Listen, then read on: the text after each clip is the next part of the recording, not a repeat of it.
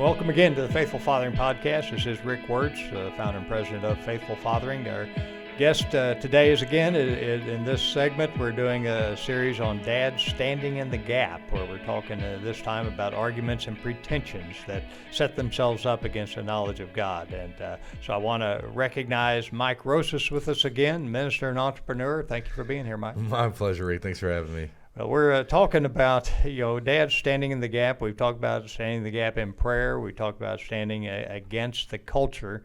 Now, there's a lot of arguments and pretensions, and I always think, we always come into arguments with our own baggage, don't we? And how were arguments handled in your home growing up? Well, my dad was a very strong individual, and so it was, we're going to do it my way, and not much explanation, and you couldn't speak back to him.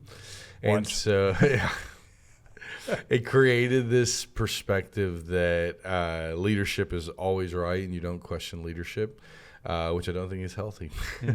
Well, in my house, it was the loudest and the cursest. Is a violent alcoholic home, and that's just the way I grew up. And it was really fascinating in our marriage because my bride grew up in a home where if voices got raised, the issue got tabled until everybody settled down.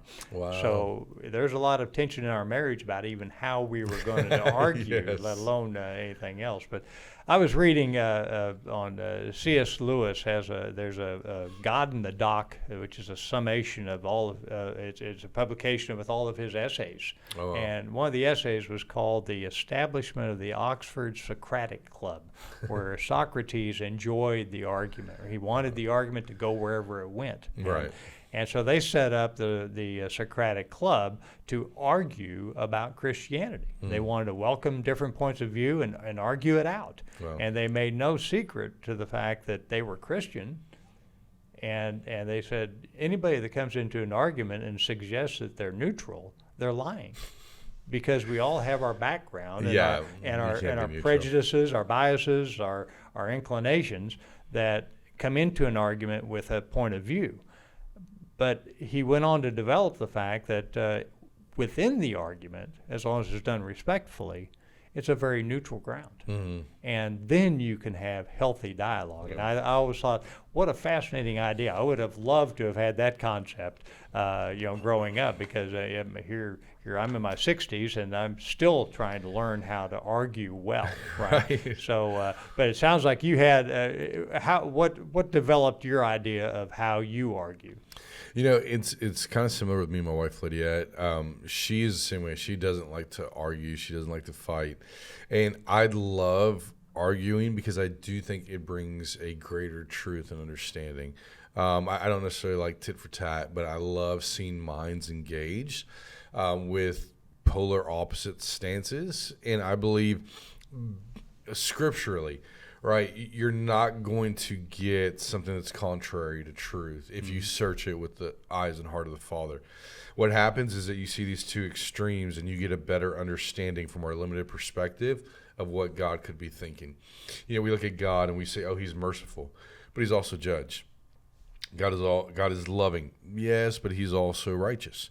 And that doesn't take away from him. It expands the perspective. I got a chance to tour Israel, and I was over there at the Gaza Strip on the border, and it was one of the most dangerous points in the world. And one of the gentlemen that was literally over that space, he said, the problem with you in the West is that you want black or white. He said, here in Israel, he said, we live in the gray.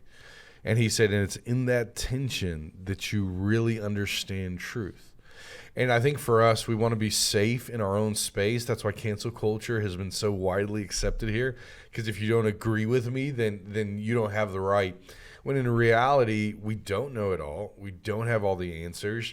And I invite people that come contrary in respect, but that have contrary perspectives, because I think it is going to expand my knowledge and make me better. It's not going to make me less. I like I think it's Alistair Begg, the pastor out of Parkside Church in Cleveland. He said, when you go into an argument, know your line, but don't have your mind made up. That's good. That was an interesting context that you would go into it. You know there is a line you're not going to cross, but you don't want to go in closed-minded. Yes. To not respect, because you don't give anyone anything more valuable than your time. Right. So here you are engaging in a conversation. Why wouldn't you respect that person to the whole? To listen to a point of view with an open mind, allowing the fact that you know that what your line is.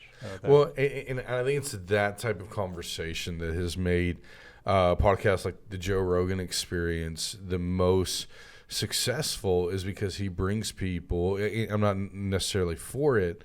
I'm not for that necessarily podcast, but he brings people that are contrary, and they have civil conversations. There's other podcasts that do the same thing too, and they fare very, very well. Ratings are through the roof. And so what we learn is that the general society of America is not contrary to hearing something that's against them. What we see is that people in control of media are against people that are against them.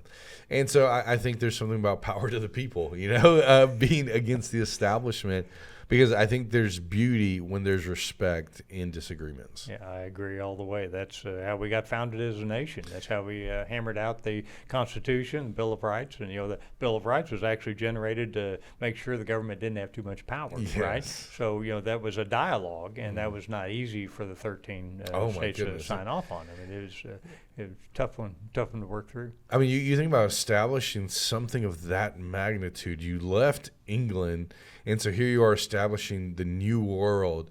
And so I can't imagine the conversations that went late into the night with candles almost melting off the wick as they go from the extremes of what they experience under monarchy, under the crown, and now having freedom and being able to establish that. I would have loved to have sat in rooms like that. Yeah, and that's why we have to respect it so, right? Because once they navigated through that, they came away with a document that's lasted the ages, and it deserves the respect that that they put into it, the effort that they put into it. So arguments are healthy, and they bring out the like say the contrary and what have you. And the other thing I thought Alistair really laid out, he used just to go to the topic of homosexuality. He says, the culture says that we're either to love the person, or hate the person that is homosexual, or we're to affirm them. And as a biblical Christian, you can do neither. Mm-hmm. Our job is to honor and respect them where they are. We're not judging one way or the other, but we're certainly not going to hate them. But from a biblical standpoint, we're not to affirm the lifestyle either. So it was interesting that if we would meet all the situations, whether it's political, cultural, sexual, whatever the case may be, if we could meet folks where they are, honor and respect them, then maybe the dialogue would you see that would that help the dialogue in any Well, I think we have to understand as believers that love doesn't necessarily equal agreement. Mm-hmm. You can disagree with somebody and still love them, and understand that it's not a place for mockery, but it's a place for grace. Mm-hmm. And I think, again, you don't move away from truth, but you do open the door to understand the person's situation. As we've seen that type of lifestyle, there usually is trauma-based history, experiences, and there's a lot that's going on, and a lot of times we can win them with love, and you can still stand strong in your stance. Right. And so I think it's important for the church to navigate this space. We must be strong in our love, but we must be strong in our truth. And we also have to be understanding. You just made a comment that most times there is trauma that's led a person down this road, and it's arguable whether they were some were born that way. Mm-hmm. There are some studies about the hypothalamus and what have you. Then there's an argument for that, but we can't say that that's always the case or the other is always. Mm-hmm. The key is to respect the fact of where that person is, how they got there, and how we can love on them in the meantime. And so loving unconditionally, but not embracing or condoning or affirming is always part of the challenge, isn't it? To find that right way to honor, respect, but as Christ said, he loved unconditionally, yet what you call the tension between grace and truth. Without truth, there can be no grace. Without grace, there can be no truth. We have to understand that tension that Jesus walked in is the tension that we're in today, and how we navigate through it has everything to do with how impactful we'll be in the midst of it. Huh? Yeah, and I think that's the importance of tethering to love and to truth. Mm-hmm. And so what other pretensions are out there that are tugging at, do you see that are tugging at kids today? I think so much of it is having the freedom to do whatever you want. Like there's this blank check that you have the right to do anything, whether it be have the government pay all your bills. You can be anything you want when you grow up. It's these promises that were never fact-checked or verified. And so children are literally being set up to fail. Now, I'm not one on the very far extreme, actually, about giving everybody a ribbon. I love when my children lose. I think it teaches a great lesson. It inspires them to try harder. And so I think it's this aspect of creating a culture where everybody wins when not everybody wins, of allowing people to think they can do whatever they want without having to suffer consequences is false. And it's something that is going to catch up with consequences very, very fast. Right, and I agree with you 100%. Everybody gets a trophy. It doesn't work out so well. Yeah. And that's why I love, again, the seasons of fathering, that in that coach season, it's all about hoping your kids fail while they're under your tutelage, so you can coach them through getting back up. It's the comeback's always greater than the setback. So helping kids work through those failures and those body blows that they will take through life is a huge deal. So pretensions that culture puts out there, whether it's expectations or lower expectations or the sexuality issues or anything along those lines, these are the things that we're trying to help our kids navigate through. What are the flags that say, watch out, this is something that we have to be in tune with, that we have to identify as a pretension we want to absolutely blast through? Today, almost anything in culture. It seems like what's good is bad, what's bad is good, what's yes is no, what's no is yes. And so you literally have to sift everything the culture puts through the colander of God's truth and make sure only that which is the Lord's comes through. So I've really tried to raise children that are, to a certain extent, anti-establishment, that are contrary to the culture and the ways of the world that we see. We don't hold to any establishment, we hold to truth. And so when you hold to truth, establishments can change, but truth never does. And so we challenge our kids to question everything. My wife has really gotten frustrated with that. But it's this aspect of, okay, if you know truth, then that gives you the freedom to question. Mm-hmm. And so for us, we look at everything culture with a question. And it takes a long time, but we have a lot of conversations, and our children have a better, more well-rounded understanding of what truth is, how it's applicable, and how do you live in today's day and age. Mm.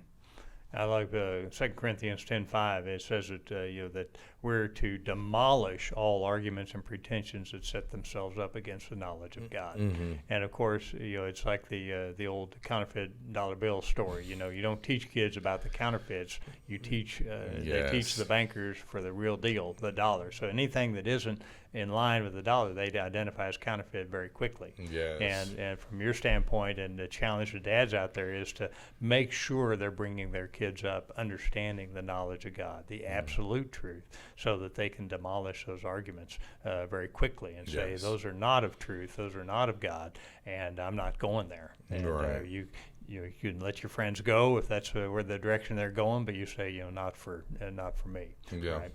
So at that point, the second half of that verse is to take every thought captive to the obedience of Jesus Christ. And again, you're only obedient to what you know. Right. And if we brought our kids up in the knowledge of God under the absolute truth, then that's an easy decision. And I think that's why it's important to go through the process every time. A lot of times we want to shortchange the process because, they've already done it, or they know what to do. But there's value in going through the process because it becomes second nature. And now any bit of information that they don't currently know is truth or from the scriptures, they will now take that through that process because they've already practiced it 100 times. Right. I want to go back to one thing you said earlier that I absolutely agree with, and that is, and there's an encouragement to all dads out there, make your home and particularly your relationship with your kids, a safe place to where they can ask, they can bring anything to you that they've run into. You know, I'm always broken up by the fact that teenage kids want to talk to their parents about sex and healthy relationships, and either parents are too busy, or they just don't want to go there. They don't want to have those hard conversations, or they're struggling with some sexuality issues themselves, and they don't want. They're confused themselves. So they come off. So what happens then is the kids go off into the internet and peers, which is into that relative truth range that doesn't necessarily reflect what you want your kids to come up under. Yeah. So that's the reason why the foundation is so crucial. All right. Do you have any other thoughts or comments as we wrap this segment up here? Last tip for dads, or Mike? You know, I want to challenge all dads to train their children in communication, to be able to understand the art of communication, to be able to pose an idea, express how they feel, and also be able to accept how somebody else feels and what somebody else thinks. I think in that place, it's not about shutting off every other voice. It's about knowing how to contend with your truth against every other voice. Hope you're taking notes, Dad, because that right there is the dad you're called to be. That's the dad the next generation needs. Thank you, Mike.